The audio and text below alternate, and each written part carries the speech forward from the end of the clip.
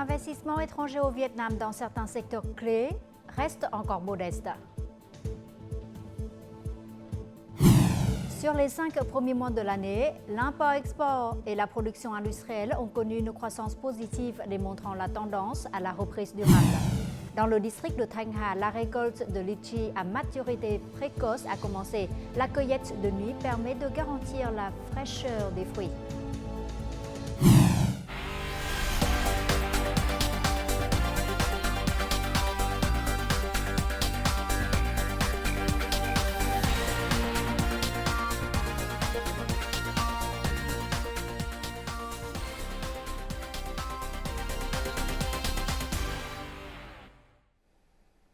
Mesdames et messieurs, bonjour. Merci d'être avec nous dans cette nouvelle édition du Journal francophone.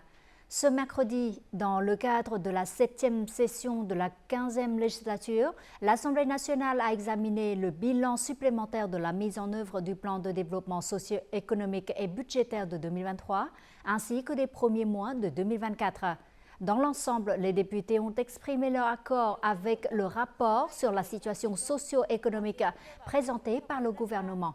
Selon ce rapport, malgré de nombreuses difficultés, le Vietnam a enregistré plusieurs résultats importants sur le plan socio-économique en 2023. Ils ont également salué les solutions présentées par le gouvernement, en particulier celles à court terme, telles que la poursuite de la réduction ou de l'exonération de la taxe foncière et la réduction de 2% de la TVA pour les entreprises. Les députés ont proposé d'instaurer davantage de mécanismes et de politiques pour attirer les investissements du secteur privé qui jouent un rôle crucial dans l'économie nationale.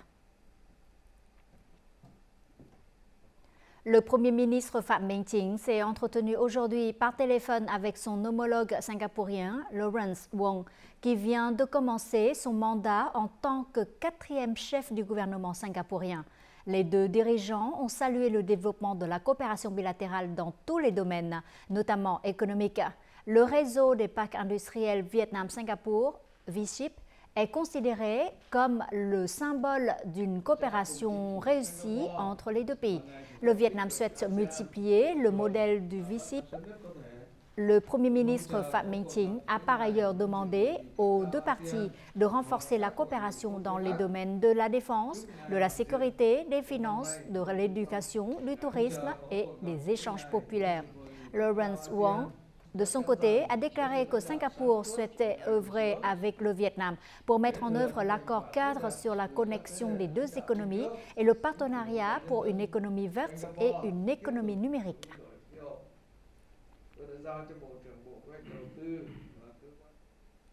Malgré les incertitudes mondiales, le Vietnam reste une destination attractive pour les investisseurs étrangers. Cependant, le montant d'IDE dans certains secteurs clés de l'économie vietnamienne, comme l'agriculture et la pharmacie, reste encore modeste. Les investisseurs étrangers apprécient hautement les potentiels de ces secteurs, mais ils espèrent bénéficier de politiques et de conditions plus favorables. Nous en saurons plus. Cette entreprise néerlandaise opère au Vietnam depuis 2014 dans le secteur agricole. Selon son représentant, la population nombreuse et les potentiels d'exportation des produits agricoles de haute technologie sont des atouts du marché vietnamien. Cependant, il existe des obstacles pour les investisseurs étrangers. Il est difficile d'obtenir le permis d'utilisation des terres. En outre, la main-d'œuvre dans le secteur agricole diminue progressivement. Le gouvernement vietnamien a eu des politiques préférentielles telles que l'exonération et la réduction de l'impôt sur les sociétés, du loyer de terrain et des frais d'utilisation des ressources en eau dans les premières années du projet. Mais ces politiques d'incitation ne sont pas toujours claires pour les investisseurs. Ces dernières années, le secteur agricole n'a représenté que moins d'1% du total des capitaux d'investissement étrangers au Vietnam, alors que la moyenne mondiale est d'environ 3%. De même, l'industrie pharmaceutique du Vietnam attire très peu de projets d'IDE, tandis que les sociétés biopharmaceutiques mondiales envisagent de dépenser plus de 1 000 milliards de dollars pour les activités de recherche et développement dans la période 2020-2030. La population en vieillissement du Vietnam contribuera à attirer les investissements japonais dans le secteur médical et pharmaceutique. Cependant, le Vietnam est certes moins attrayant que l'Europe ou la Chine. Le Vietnam doit assurer un approvisionnement stable en électricité et en eau pour attirer de gros investissements dans ce domaine. Les entreprises ont tendance à appliquer la technologie moderne et les solutions de big data et d'intelligence artificielle. Cela modifiera le marché ainsi que les besoins en main-d'œuvre. Le gouvernement vietnamien devrait faciliter et promouvoir le développement des ressources humaines dans ces domaines. Le Vietnam s'est fixé comme objectif que d'ici 2030, le secteur agricole attirera 25 milliards de dollars d'IDE. Parallèlement, d'ici 2045, l'industrie pharmaceutique devrait contribuer à hauteur de plus de 20 milliards de dollars au PIB du Vietnam. La concurrence est de plus en plus acharnée dans la région. Le Vietnam devra s'efforcer de relever les obstacles pour attirer les afflux d'IDE dans ces industries potentielles. À la mi-mai, le chiffre d'affaires de l'import-export a atteint plus de 270 milliards de dollars, soit une augmentation de près de 17% par rapport à la même période de l'année dernière. Les exportations ont atteint plus de 138 milliards de dollars et l'excédent commercial était estimé à plus de 6,35 milliards de dollars. Ces indicateurs montrent que l'import-export en particulier et la production et les affaires en général ont connu une croissance positive, démontrant la tendance à la reprise durable de l'économie. Cette usine vient d'installer 8 lignes de produits de circuits électroniques supplémentaires pour répondre aux nouvelles commandes.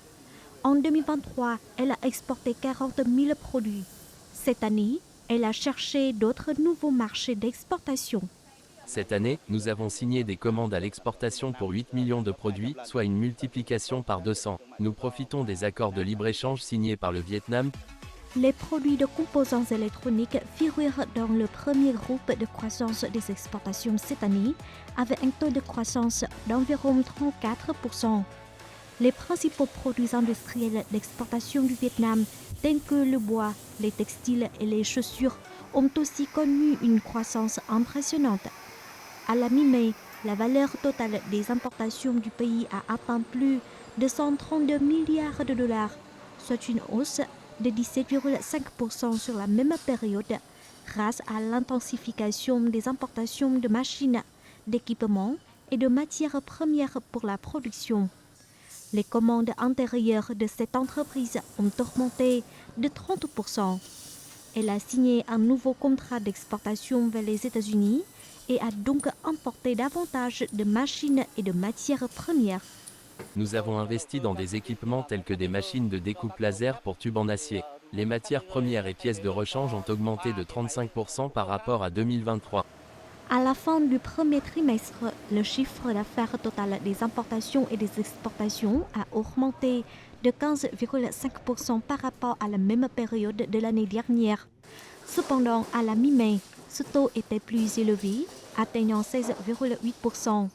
Selon les prévisions, la prospérité du commerce international des marchandises aura un impact positif sur la production nationale destinée aux exportations. Au 15 mai, les exportations ont atteint 30,8 milliards de dollars par mois. Le chiffre d'affaires total des exportations pour 2024 devrait dépasser le record de 2022 de 372 milliards de dollars. Cette prévision est positive car les principaux marchés d'exportation du Vietnam, comme les États-Unis et l'Europe, ont contrôlé l'inflation, les salaires ont augmenté et les stocks ont fortement diminué, ce qui entraînera une augmentation des importations de marchandises en provenance du Vietnam. L'exposition internationale Viet Built Industry 2024 s'est ouverte ce mercredi matin à Hanoï. L'événement compte près de 900 stands de plus de 300 entreprises nationales et étrangères qui présentent de nombreux nouveaux produits et des technologies de pointe dans les domaines du logement, de la construction et de la décoration intérieure et extérieure. L'exposition, qui durera jusqu'à samedi, est une opportunité pour les entreprises vietnamiennes de présenter leur potentiel, leurs points forts ainsi que leurs nouveaux équipements, technologies et réalisations dans le domaine de la construction et de la décoration.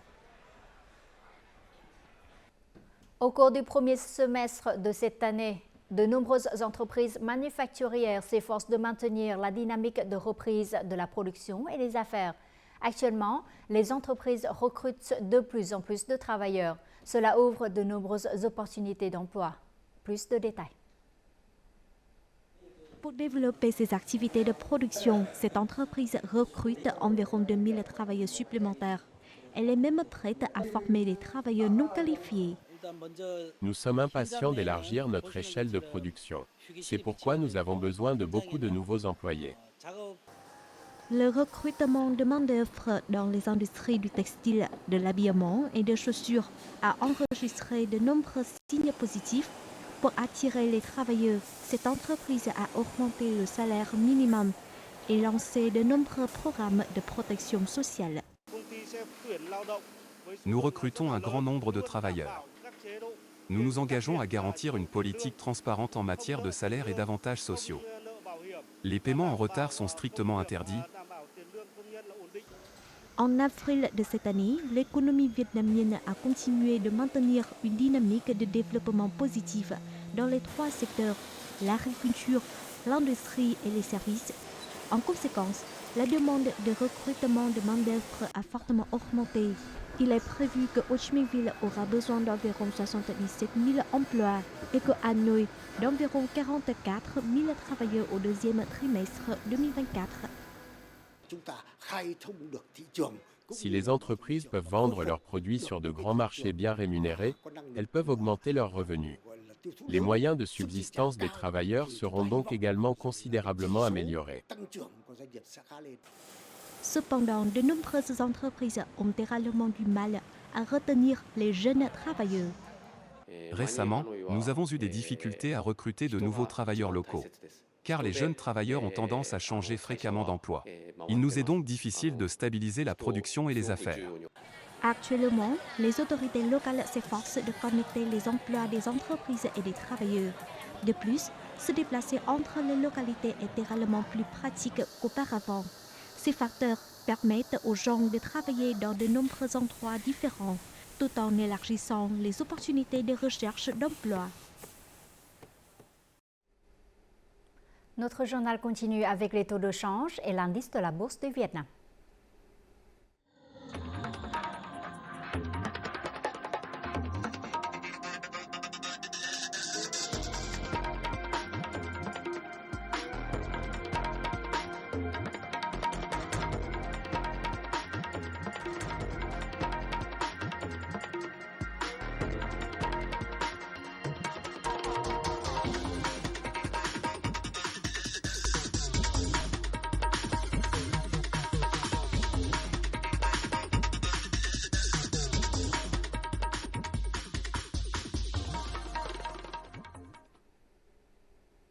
Le mois d'action pour les enfants 2024 a été lancé aujourd'hui dans la ville de Cần Thơ du delta du Mekong. Avec pour thème « Action pratique, donner la priorité aux enfants ». Le mois d'action pour les enfants 2024 aura lieu du 1er au 30 juin. L'objectif est de sensibiliser à la mise en œuvre de la directive numéro 28 du Politburo sur le renforcement de la reprise en charge de l'éducation et de la protection des enfants. Dans le même temps, toutes les localités et tous les secteurs sont appelés à résoudre de manière proactive les problèmes liés aux enfants, à prévenir les risques de violence, d'abus, d'accidents et de blessures chez les enfants, en particulier les noyades et les accidents de la route.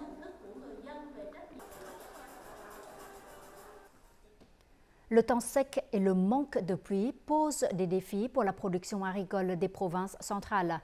Dans la commune de Phuoc Chum, la zone la plus touchée du district de Bắc Ai de la province de Ninh Thuận, par exemple, les agriculteurs locaux ont pris des mesures pour mieux s'adapter au changement climatique, comme le stockage des aliments pour le bétail et la construction d'étangs pour l'approvisionnement en eau domestique. Leurs efforts ont finalement porté leurs fruits, puisque leurs champs de maïs peuvent survivre et bien pousser, même pendant la saison sèche. Cet homme stockait de l'eau et de la nourriture pour son bétail avant la saison sèche. Il a stocké 400 boîtes de paille et creusé un petit étang pour s'approvisionner en eau domestique. Grâce à ces préparatifs, ces 25 vaches sont restées en bonne santé et bien nourries malgré la sécheresse. Pour faire face à la saison sèche, j'ai stocké de la nourriture et de l'eau pour mes vaches afin de les garder en bonne santé et résistantes aux maladies infectieuses. De plus, je surveille de près leur santé pour vérifier si elles sont malades ou si elles refusent de manger.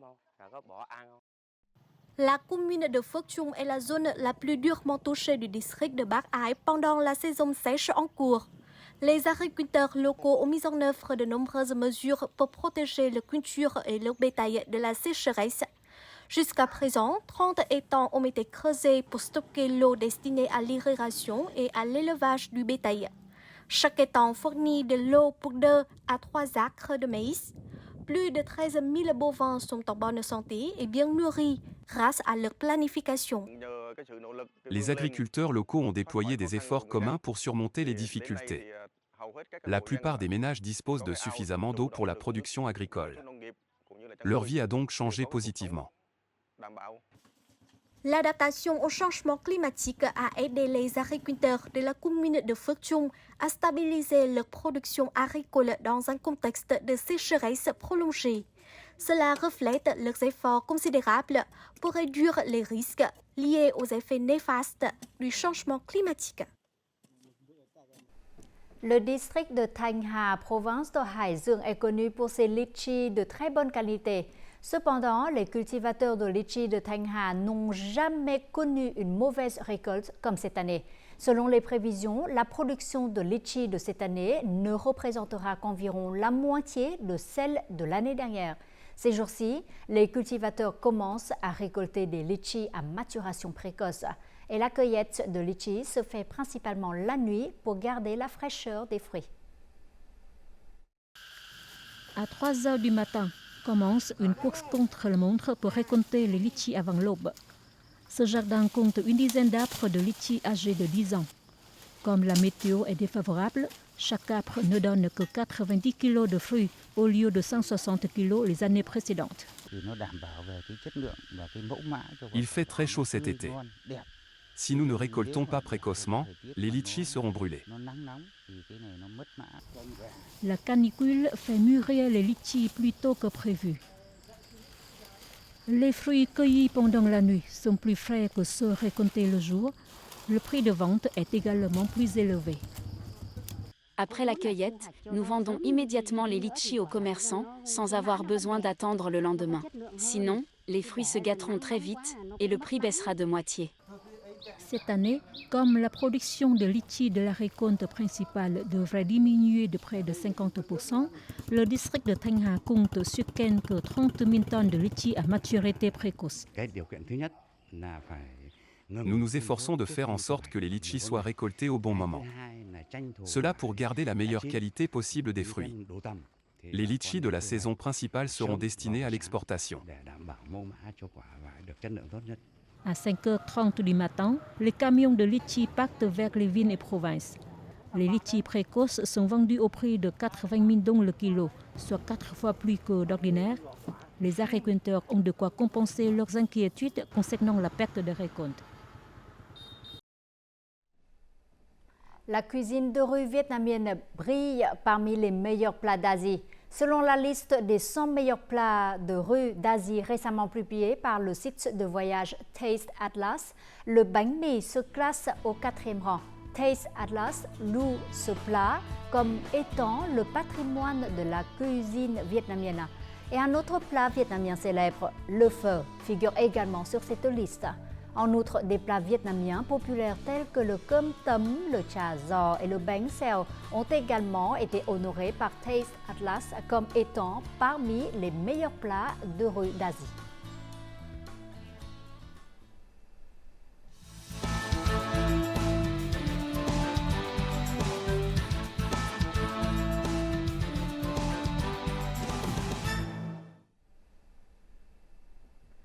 Venue au Vietnam pour la première fois en 2007, Carrie Newsome a été fascinée par la beauté des paysages et de la culture. Avec une profonde affection pour ce pays, Carrie a décidé de créer la chaîne de podcasts What's About Vietnam.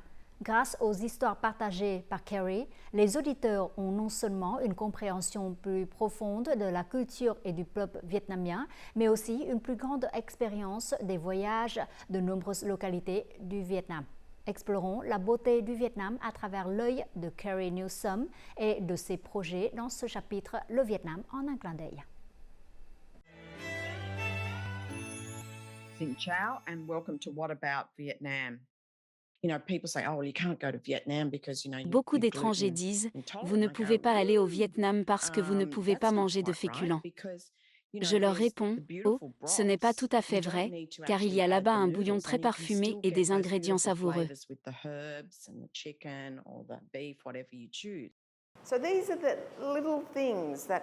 Ce sont de petites choses que les étrangers ne comprennent toujours pas. Il me reste donc encore du travail à accomplir pour éliminer toutes les fausses idées sur le Vietnam. Depuis son lancement en mai 2020 pendant la crise du Covid-19, le podcast What About Vietnam de Carrie Newsome a attiré plus de 120 000 auditeurs du monde entier. En 4 ans, elle a partagé des centaines d'histoires et rencontré de nombreux invités. Ces invités comprennent des experts des secteurs de la restauration et de la mode, des blogueurs, des étrangers vivant au Vietnam et des touristes ayant visité le Vietnam. Ces auditeurs en apprennent davantage sur les expériences de voyage uniques et mémorables au Vietnam.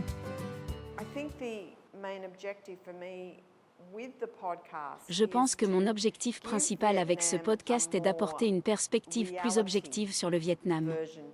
À partir de là, tout le monde peut découvrir ce que le Vietnam a, apprécier son histoire et sa culture, une culture en plein essor.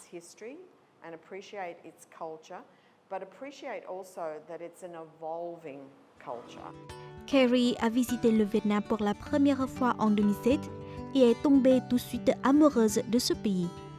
Elle a commencé à retourner au Vietnam 2 ou 3 fois par an. Chaque visite ouvre un nouveau chapitre dans son voyage à la découverte de cette terre enchantée. Carrie a voyagé partout au Vietnam, essayant de percer les mystères de cette terre, et Hanoi occupe toujours une place particulière dans son cœur. Pourquoi, parmi toutes les choses intéressantes que les touristes peuvent voir à Hanoï, souhaitez-vous voir ce bâtiment en particulier?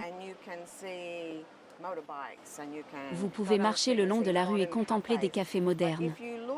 Mais si vous regardez d'un peu plus près, vous pouvez y voir des centaines d'années d'histoire.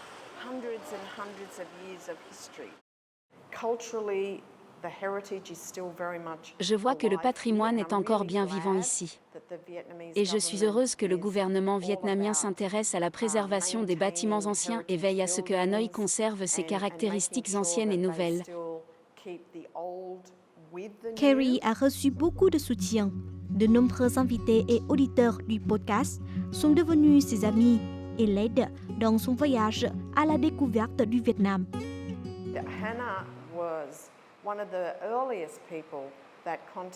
Anna a été l'une des premières personnes à me contacter et à me dire « C'est génial ce que tu as fait ». C'est une bonne chose pour retenir les étrangers qui souhaitent venir ou revenir au Vietnam. Elle m'aide beaucoup et est très enthousiaste dans le travail.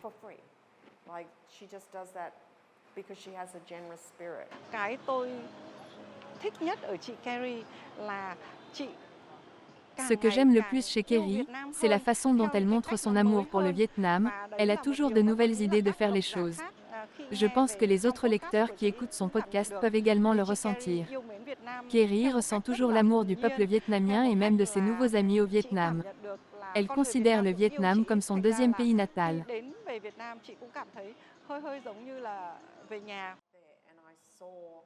Habituellement, lorsque j'écoute le podcast de Carrie, je me dis, comment ai-je pu rater cet endroit? Je dois y retourner et explorer, car il y a toujours quelque chose de nouveau que je ne connais pas. C'est la particularité des podcasts. Nous avons eu l'occasion de manger du bun cha dans une petite ruelle. Ce fut une expérience formidable, car normalement les étrangers considèrent les petites ruelles comme des endroits dangereux. Quand je suis au Vietnam, j'aime aller dans les petites ruelles, car ce sont des endroits avec beaucoup de choses intéressantes. C'est là que vous pourrez rencontrer des locaux. C'est l'endroit où vous pourrez rencontrer des locaux et découvrir de délicieux plats. C'est une caractéristique unique du Vietnam.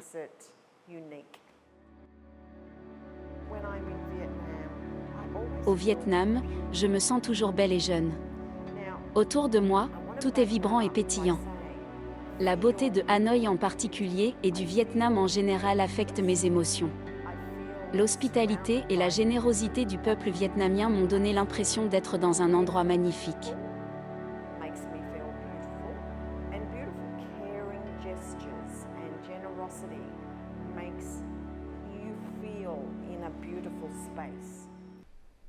En fin du journal, voyons tout de suite les prévisions météo.